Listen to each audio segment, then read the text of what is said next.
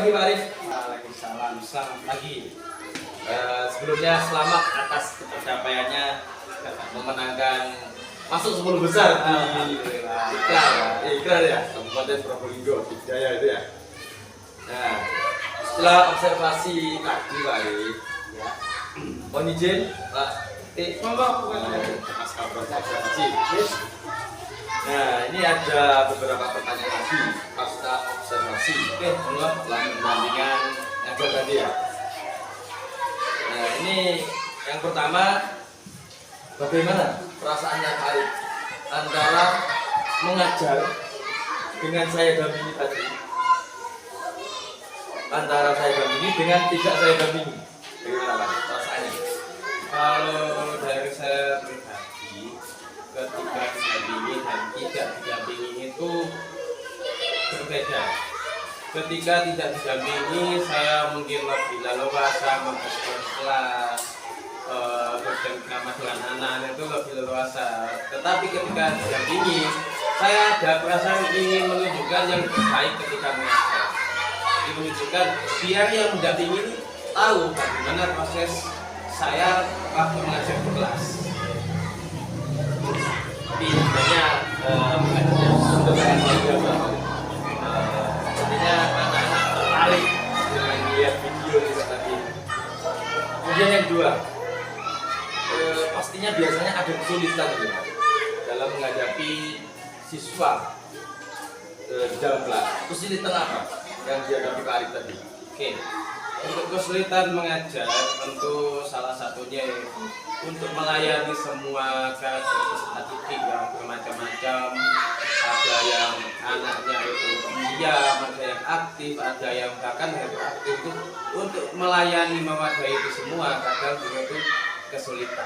Untuk kesulitan itu butuh metode atau strategi yang dikhususkan, terutama pendekatan diferensiasinya harus sangat bagus.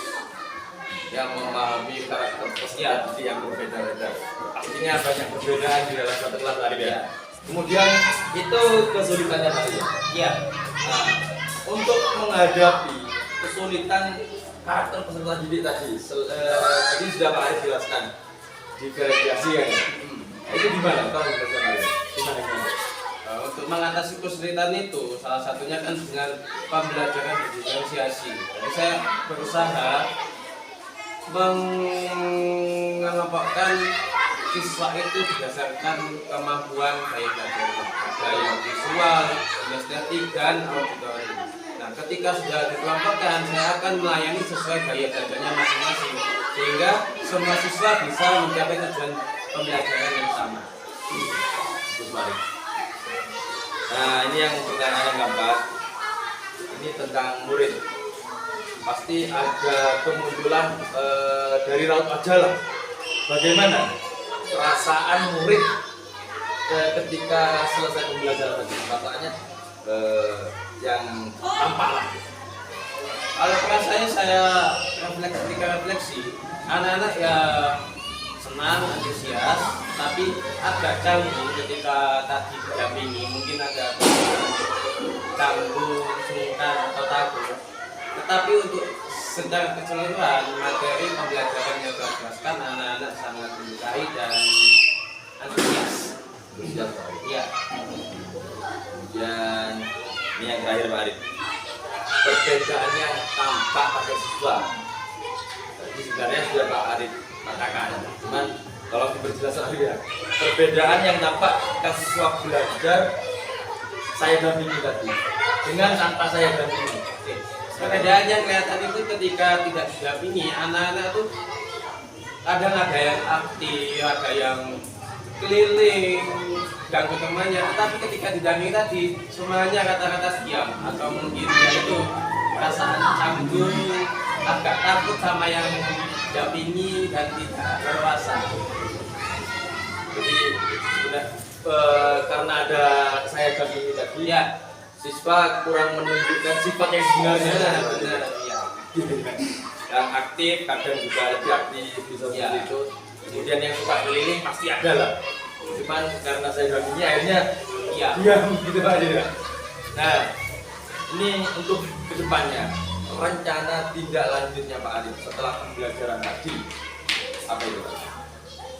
Tindak lanjutnya ya dari segi pembelajaran tentu saya akan bergerak lagi bagaimana lebih optimal lagi untuk melayani anak-anak terutama dalam hal pembelajaran di dalam kelas, bisa melayani semua karakteristik yang ada di dalam kelas saya.